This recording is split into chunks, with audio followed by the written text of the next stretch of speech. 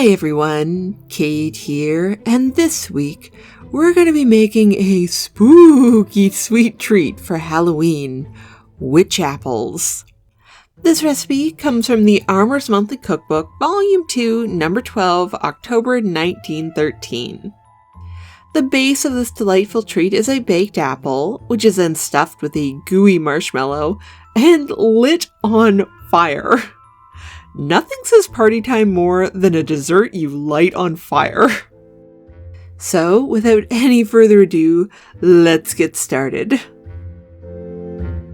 For this recipe, you will need apples. I'm using Honeycrisp, but any apple good for baking will do. Marshmallows, sugar, a dash of brandy, maraschino cherries, and some whipped cream. The whipped cream is suggested as an optional extra, but I highly recommend including it.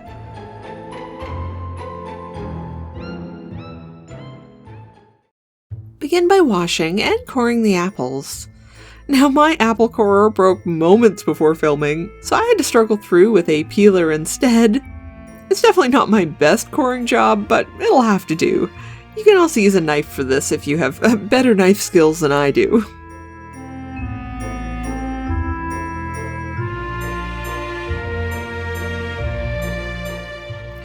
Once they're prepped, it's time to cook the apples.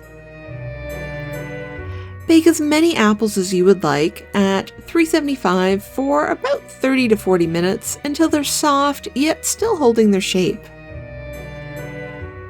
If you're short on time or filming a YouTube video, a modern alternative is to microwave the apple for about 4 to 6 minutes.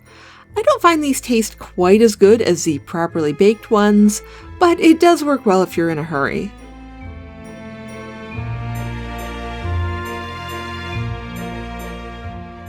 Once it's fully baked, take your warm, cooked apple and insert a marshmallow into the center.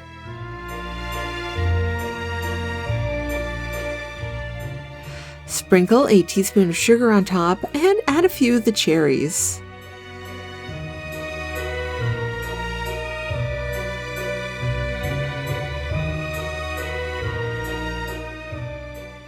When you're just ready to serve, pour a teaspoon of brandy over each apple and light as you reach the table. The apple will glow with a ghastly flame, which should also melt the marshmallow and the sugar.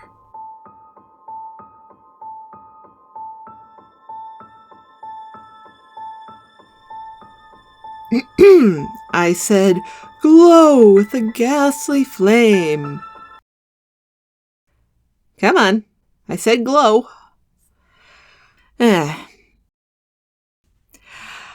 Yeah, okay, so this doesn't work as stated in the original instructions. However, I have set many a Christmas pudding alight, so I know what to do. Firstly, don't pour the brandy straight over the apple. Heat it separately on the stove and pour out your spoonful of slightly warm brandy. With it on the spoon, set it alight and then slowly pour over top of the dessert.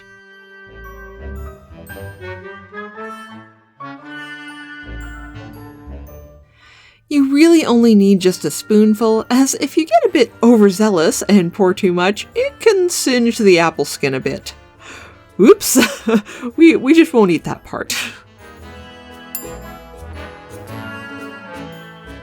After the show is over and the flames have subsided, serve with whipped cream on the side.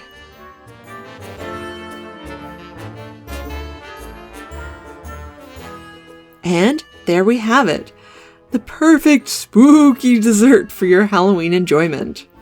I should note that while it is yummy, it's not a very strongly flavored dessert. It's actually quite mild. I had a little experiment and I tried swapping the cherry for some raisins, which I pre-plumped with a bit of boiling water, a teaspoon of maple syrup instead of the sugar, and finish with a sprinkle of cinnamon after the whipped cream has been added. This one has a bit more of a spicy autumnal flavor, and it's a little bit healthier without the cherries.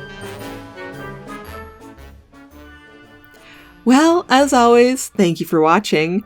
I hope you have a happy Halloween, and I will see you guys next time. Bye!